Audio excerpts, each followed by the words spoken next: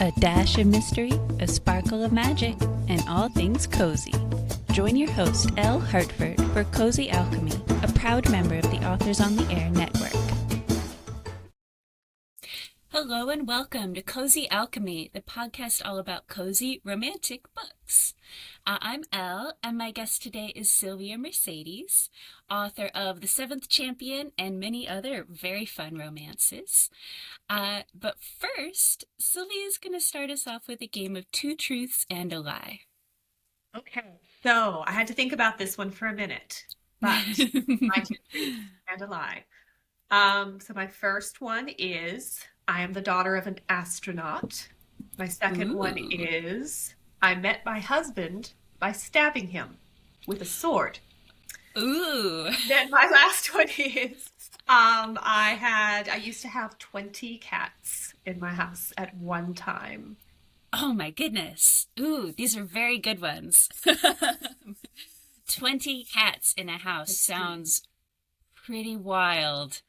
But then again, sort of stabbing somebody with a sword. I'm hoping that's like a prop situation, but we'll get there. It Let's wasn't. see. Oh no! Uh-oh, okay. I am going to guess that the first one was the lie, the astronaut. Sure. My father was a fighter pilot, not an astronaut. Ooh. He wanted to get into NASA, but he never did. So, fighter pilot, not an astronaut. I can name the 12 men who walked on the moon. I'm not going to right now. But I can, because like, the Apollo That's a whole space other... program was a thing in our house, but he was never an astronaut. I like that. I think the best lies are the ones that are like very close to the truth, right? Yeah, absolutely. Okay, so that means we have to know why you were stabbing your husband. So the very first novel I wrote, very first novel I sold way back 15 plus years ago when I was like 22, had a fencing scene in it. And I thought I need to learn something about fencing. So I signed up for a class. And he was in this class and he was gorgeous. And he could actually fence. I was armed with a foam noodle because I didn't know what I was doing. So they gave me a foam noodle to teach me fencing. And there he was, gorgeous with a foil in hand. And at the end of the term, they actually gave me a real blade and said, okay, we're doing a tournament and you have to fight him first. And I was like, oh no, I haven't even talked to him. I've just been crushing from afar. But I landed a hit. I lost the tournament, but I landed one hit and he asked me out that very night. So. I was going to say, and you ended up with the guy, so. I ended up with the guy, so I felt like I won. I felt like that was a win. Honestly, even one hit was a win. I was barely beyond foam noodle, but it was a real sword that I hit him with. So. Well, I do appreciate that commitment to research. It's very good. Thank you. I appreciate that. Yeah. And okay, it's like the perfect segue into talking about your book too, right? Can you tell us a little bit about it to get us started? Okay, so The Seventh Champion is your ultimate grumpy sunshine. And that was the whole point of this story. I wanted to take the grumpy sunshine and then I wanted to like push those extremes as far as it was in my power to do so. And as a result, you end up with this really interesting combination of cozy versus dark because, our grumpy is actually a very dark character, whereas our sunshine is pure delight. Like she likes small fluffy creatures, she likes pretty dresses, like she's always looking on the bright side of everything, and he is this dark grim assassin who is sent to kill her. But his very first encounter with her is such a profound experience for him. And suddenly he's like conflicted. He's not been conflicted in years. He's always been very single-minded in his purpose. And then suddenly it's like, oh, but maybe I don't want to kill this one. And it was just pure delight to write, honestly. Like as soon as I landed on those two characters, it was a party. It was just a party. Me and the book, me and those characters. I love that. That's so much fun. And I'm so glad that you like started off by drawing that distinction between the two of them, because that was one of the things I really wanted to talk about with this book.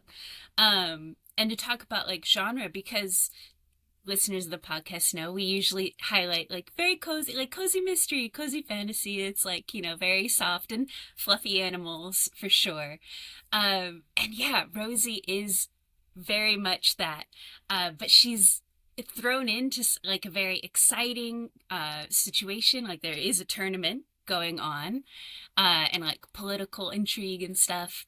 Um, like, how did you get the inspiration for that? Like, where did it come from? So usually I write more epic fantasy. I write Mm-hmm. romantasy, but it's usually got a much stronger, more epic flair. So Mm-hmm. political intrigue is very much a common thing that you'll see in any of my work. Lots of monsters and danger and action, like all of those things you're going to usually see in any Sylvia Mercedes novel.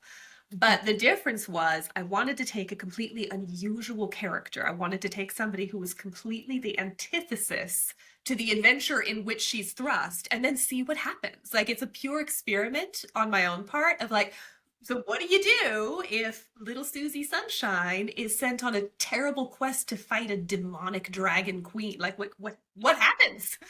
And it was just so again it was just pure fun, but it also like it leads to some interesting dark moments along the way, like as her sunshine is thrust up against some like real contrast, some real conflict. But again, it was just such a fun thing to just play around with and see what would happen under these circumstances. No, absolutely. Yeah, and I love that idea of testing it, right? Testing her cause and so yeah, and she's just so much fun. Like she not only is she like very sweet and sunshiny, but she has this great sense of humor too, which I really appreciate. Is that something also that tends to show up in all your books? You do see sense of humor, but I think simply because a lot of my books have very like darker underpinnings, it's almost Mm, like I think people tend to kind of miss the fact that I have a sense of humor in there too. It's such a like an unexpected thing. So it was really mm, fun in this context simply because Rosie is so dominant. Like she's not it's just not as dark of a story because of who she mm. is. So I could just dive in as deep as I wanted on the comedy elements and just have so much fun. And then just the pure delight of watching Voltar reacting to her when he is so not like he would have made way more sense as a person in any of the other books that I've written, which are all very dark and very grim by comparison. He would make more sense there, but he's like, I don't know what I'm doing, but I'm kind of happy to be here. And it's just fun to watch that, take place. And yeah, I still want the whole book to have that feeling of that cozy, that warm, like that. I can't wait to pick this up again and have my little escape from reality. That being said, I still wanted to have those epic stakes. Like I still wanted you to have this feeling of, this strong contrast of good versus evil and, watching how this power struggles goes back. But like I wanted to have that while still maintaining that feeling of like comfort along the way and that like I can't wait to get back and pick up and be with my friends on the page again sort of feeling. That's such a beautiful way to encapsulate, what a lot of cozy genres are and aim for. That's so cute. But so I had a question written down that was essentially like, you know, obviously Rosie on the one end, Voltaire on the other. He does have like the very classically like brooding, dark background, like focus. And so I originally had a question written down that was like, how do you get into his mindset for his chapters? But it sounds like the question more should be, how did you get into Rosie's mindset? Yeah. I think with him though, we all have our dark sides. We all have our Mm, our moments in time where we've had to face the dark night of the soul. Every one of us have had it, some to greater extents than others. Interestingly enough, at the time when I was writing this book, I was going through a particularly dark time in my own life. I won't go into the details because this is a cozy podcast, but there was like some real darkness happening in my life at the time when I was writing the book. So getting into his mindset was honestly a lot easier because of the things that I was carrying and processing and dealing with. But in that respect, Rosie also worked as my tonic. The way that she helped Voltar and brought him out of his darkness, she was also, as a character, doing that for me, even though, yes, technically I'm the writer. She was just such a bright spark in my life. She was a good reason for me to get back onto the computer and write when I was going through a really, really difficult time. And it felt sometimes like storytelling. How could this even be important? How can this even matter? Like, other than the fact that I had a deadline to meet, like, canvas even matter anymore. But, Oh, but she would yeah. bring me back to the page, that brightness and that cheer and that optimism and all the beauty that she sees despite how hard her life would be. So yeah, interestingly enough, I mean what you say is true. It was harder to get into her mindset than his, but both were really important for me at the time when I was writing. Yeah, no, no, that's such, okay. Now, it, I have like, it's such a good point, and I have like so much to say about it that I'm like, where do I start? Um, so I apologize for No my worries. brain like processing. I threw a lot at you here, so no worries. No, but okay. So going through kind of what you said, kind of step by step. And obviously, yes, we are here for stories that we know are going to end up well, right? It tends to be, but nonetheless, like we many of the previous guests on the podcast have kind of also gone into this territory of like using stories, specifically cozy, but because that's what this podcast is, but it can be any story to help heal, right? And to help get yourself through dark times. And we talk a lot about that as one of the benefits of these stories. And so I think it's really lovely that you have done that with this story, but like very obviously like with the two characters in opposition, you know what I mean? Because like we in a lot of um other stories that we've had on this podcast, the author is going through something, the main character is going through something, and just the supporting cast is all like very supportive, and it's going to work out, or maybe murdered. It's a mystery. Uh, but you right, but a lot of the dynamics are internal, I suppose. And while of course you get these internal dynamics with the romance, you also get to see them directly in opposition to each other. It's true. Yeah. Right. Yeah. Which is very, very cool. Had you ever tried something like this before? I know you said that like pretty much all your other stuff has been like dark and epic. Yeah, pretty much dark and epic is the name of the game for most of my work. I mean, I Mm-hmm. love to play with contrasting characters. Like I usually will play with some kind of contrast.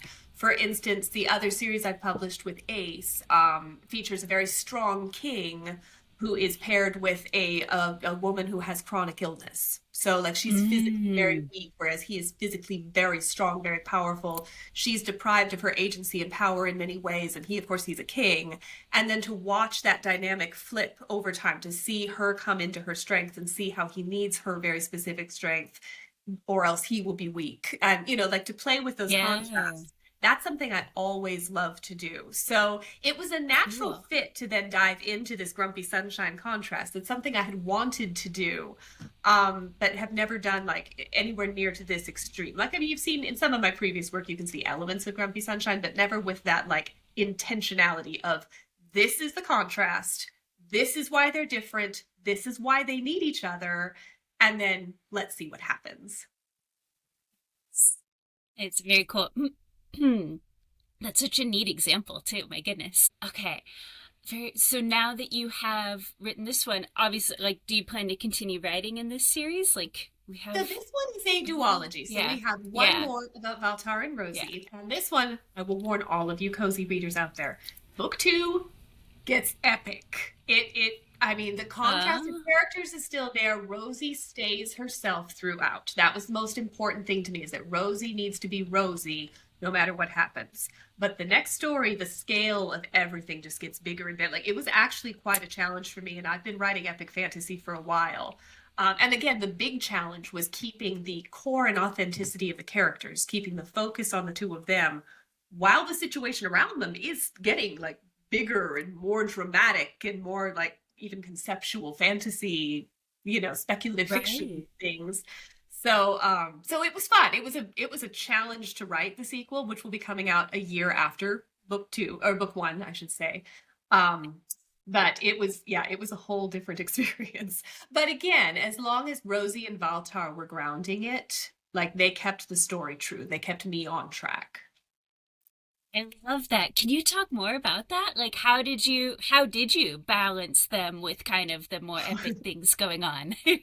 I think the thing was always to remember who, especially Rosie herself, because Baltar is a changing character. He is not, people like Mm, to talk about the morally gray hero. Baltar is not a morally gray hero. He is a morally corrupt hero who goes on mm, a very distinct healing and redemption journey. So there might be a little sliver of period in there where he's morally gray, but really it's like he's corrupt, he's redeemed, but Rosie is the redemption element. So kind of keeping the focus on her, keeping that understanding of who she is.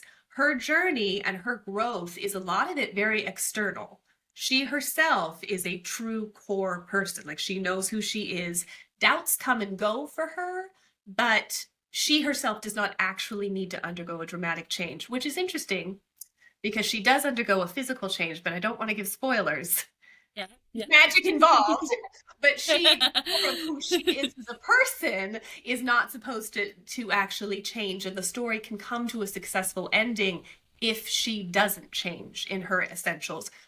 Even though all the pressures from the antagonists and the protagonists alike, they're pressuring her to become a warrior and become this ferocious version of herself, and that's not who she is. And ultimate success will not come from her bowing to those pressures. So that was always very interesting, just like push and pull dynamic for me.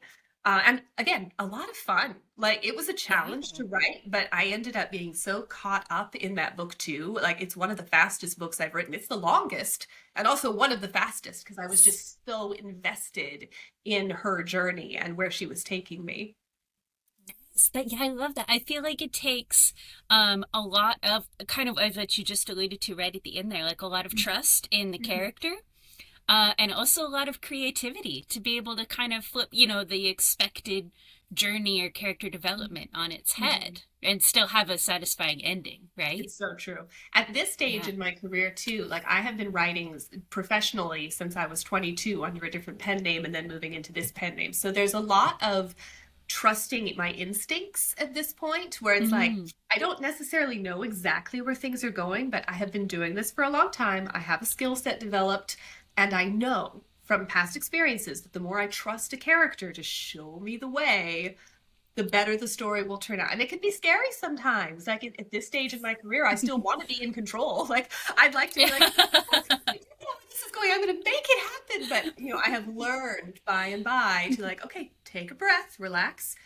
Let me see where the character leads me. Let that authenticity pull the story along into the mm. direction it needs to go to reveal the overall shape. Ah, yeah, that's so beautiful. Would you say that you are a character-driven author in that case? I want to be an outliner. I really do.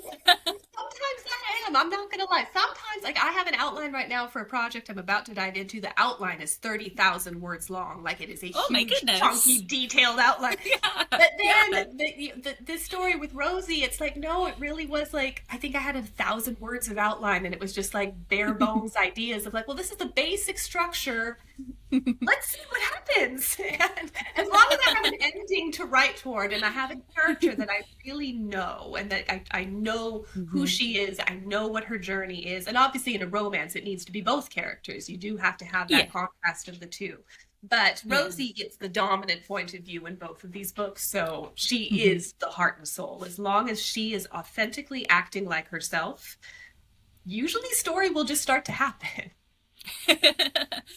Absolutely, absolutely. And well, and so in that case, to bring it back around to her, like, how did you get to know her before you started writing? Like, was I there like, honestly didn't, if I'm being oh, truly honest. I mm-hmm, didn't get to know her mm-hmm, before I started writing. I had notes on what I thought she would be, and mm, then I started writing the story and let her kind of show herself to me. Again, like the idea of who she was very vivid in my mind. The story began with the idea of her character, like just a mm. very like it was the opening scene, and it was her voice within that opening scene. And then I had nothing else for months. I just had that scene playing over and over again in the back of my head with her voice there in the back of my head. And then a couple months later, all of a sudden, the rest of the story came to me. The trials, the different suitors, the lost princess element, the dragon queen, the assassin, like all of the other things, like flooded in very suddenly after months of just her opening scene. And after that, it all just started coming together. But it was almost more like she was already fully developed. I just needed to get my fingers on the keyboard and start writing, and she was there. I didn't necessarily have to like discover her. She more like revealed herself to me, and that's not always the case with my characterization. Rosie is just a really unusual character. But lovely too. And so after this experience, then do you wait? I know obviously her story is a duology, but Mm. is that sad? Do you want to go back and write more with her? Do you or more similar characters? Yeah. Lovely thing with this one. I have written really long series and I have written a lot of trilogies, but there was something so perfectly balanced with her duology Mm, that I felt mm, it all felt very complete. And the world itself also felt very complete to me. I'm not mm. saying I would never write in this world again, but there was just something very like contained about it. And I think simply because her story does come to a beautiful full circle moment, which hopefully you'll see next year when the sequel comes out. Yeah. But it really did feel very like contained for me. So I Mm. probably won't pursue more in this world or with these characters. I feel very comfortable with where they are. That being said, the experience of writing A Grumpy Sunshine was a tremendous amount of fun. And I'm definitely experimenting with more ideas of like, oh, how can I play with that theme but in different ways? Like what other combinations of characters are there with sunshine that could also be interesting? Fun. So Absolutely. Yeah. That's so cool. And it takes again, like we were saying earlier, like a lot of trust and also skill to be able to be like, okay, this is just fine the way it is. This is enough. yeah, Right? To yeah. be able to call that. Yeah, it can be hard to Yeah. know when something is actually done, but sometimes it is actually done. Occasionally. Occasionally. Fair. Yeah, yeah. That's so exciting though. And there's so many, I feel like there are many possibilities out there that could be a ton of fun. So kind of branching out to writing in general, um, do you want to tell us how many books you have out at this point? I just finished writing like literally last Friday. I just finished Mm-hmm. writing my 31st novel, I want to say, as Woohoo! Sylvia Mercedes. And I had 10 novels under a different pen name before that. So that makes my 41st novel. Nice. I've been at this for a while. I write a lot of Yeah. books. And granted, not all of them are full-length novels. There have been a couple of novellas in there too, but most of them are. If I'm being honest, I'm a wordy girl. I like putting words on the page. So, yeah. Well, a couple of novellas you say, also a couple of almost novella length outlines, it sounds like. Yes, actually, boy, this newest one, I was like, I'm just going to read through this outline. And I spent like 4 hours reading this novella length outline. It's a good outline, though. Like, it's going to be fun. It's going to be a great book. Just add a few words in and the book's done, basically. So, You're right. Yeah, yeah. Do you find, I know we talked a little bit about like, Rosie being kind of different from your usual experience. mm. Was like the actual characters aside, is the writing experience much different? Like depending if you have the outline versus if you have, just the character idea pulling you?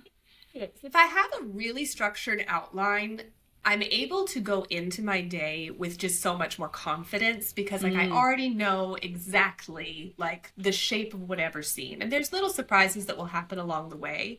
But I mm. do, and this is why I would like to consider myself an outliner because I do feel a lot more confidence. When I have a really structured outline, I can usually knock a complete 100,000 plus word novel out in about 5 weeks. Like, really, really Nice. quick.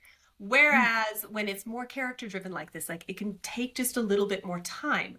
I am learning to have more confidence in that sort of process, however, simply because I've had success with it time and again. And I've also noticed that there are just some projects like this one where if I try to confine it into a really tight outline, a really detailed outline, the spark of the story will just die. So I have to learn to I guess it's not so much confidence as it is just like give it breathing room, like let it be the kind of story it wants to be. And I think especially in a cozy sort of setting like this, where so much of the joy and spark of the story is in the pure banter. And banter is not something you can usually outline. Like that has to be very spontaneous. It has to be fun and in the moment. I mean, you can outline a little bit of banter, but it's not going to have that same like spark and energy. Like there's a point where you just have to be able to sink down into the heads of both these characters and kind of let the creativity happen.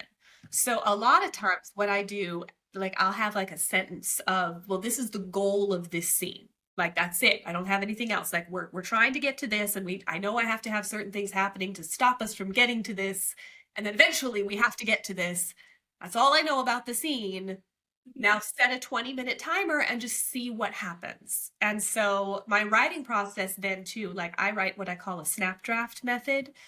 So when I first write a scene, we're talking it is a rough draft. Like I use no punctuation. I don't Oh, use their okay. proper names. I use like no Mhm. grammar. It is pure raw creativity to get the energy of the scene going and just see what happens between the characters. And at the end of it, I'll have a scene that is a complete mess. Nobody's allowed to read it, but the Right. energy is there and the banter's there, the fun is there. And then I can turn right around, and usually I do it right then and there. I finish the scene, turn around, I write the polished version of it, and it's like, oh, there it is. And if I tried to outline and structure it ahead of time, wouldn't have been able to get there. So yeah, the snap draft method is definitely that's my saving grace with the but it's all they're messy drafts. They are so no one, not even my husband, is allowed to see my rough draft. It's perfect. It's so organic though, It's right? true. Which It's is, true. yeah. Yeah, that's lovely. Okay. Now, I ask this of everybody at some point. What advice would you give to yourself if you could go back and talk to yourself when you were just starting out? What would you say? Honestly, I would teach myself the snap draft method. That's the very first thing. Perfectionism has always been my big Achilles heel. Like I want things to sound a very specific way. I Mm. was an English lit major in college, and I loved me a chunky Victorian novel. I Oh, love the way they mm, use words. I mean, that's just it's just my favorite thing. But that perfectionism, that desire to achieve this level of literary quality is mm, such a killer of just pure creativity and pure fun. And the genre I write in, I'm telling you what, if you're not having fun, your reader is not having fun. And if your reader is not fair. having fun, the book is just not going to work. And that's all there is to it. So I would definitely Very go back. I would teach that little perfectionist version of me how to relax, how to find the energy Ooh. of the story, how to actually like to always remember what the fun is here. Even if you're writing a really, really dark scene, which again, a lot of my stories Mm, will veer dark, there's always like a fun reason behind it. There's always that desire to just entertain and carry somebody away into a completely different world. So yeah, I would definitely I would teach her the snap draft method. I think she would get less stalled out along the way. She mm. get books written more quickly and have a more fun time doing it. She can still be a perfectionist all she wants. Like once that raw, horrible draft is written, she can go in and she can refine that and make it as pretty as she wants, get all the words just so that's fine. But it already exists then, so it's easy to do that. So Throw in some semicolons. yeah, little Like, yeah, difficulty. yeah, That yeah, never hurt anybody. yeah, Never hurt anybody. Two or three. yeah, yeah. Love that. I feel like that is extremely relatable. Oh my goodness. Like, so that's very, very good advice. All right. So as we wrap up, what is one win that you've had in the past week? Anything. Well, this last week I've had numerous children sick and home from school. So the big win for me is that my children are healthy in time for Halloween. That's honestly been my big, big win. Oh, true. Yeah, But as yeah, far as like work win is concerned, as I mentioned, I just finished writing a manuscript. I just finished, it was actually the last book in a series. I just finished on Friday, And I read through the whole thing this last week while I had sick children at home. And it's actually good, which is always a win, because you never know. Like, you never know. You might have just written something that's abysmal and needs a complete overhaul. So it was a delightful discovery to be like, oh, I actually really like this. Like, this is a good read. Maybe edit out a semicolon here and there, but other than that, it's a treat. So I think that's one of my favorite feelings, is going back to a draft and being like, wow, I I can know. do this. Yeah. Yeah. Well, so much for being here with us. Thank you so much, Elle, for having me. This was really fun. Absolutely, I'm very glad. I will have all your links and everything in the show notes so that people can check your books out, check you out. Once again, yeah, thank you. And listeners, I will talk to you next time. Cozy Alchemy is brought to you by Authors on the Air, and our theme music is by Cyberwave Orchestra. For everything else, blame Elle. You can find her online at ellehartford.com.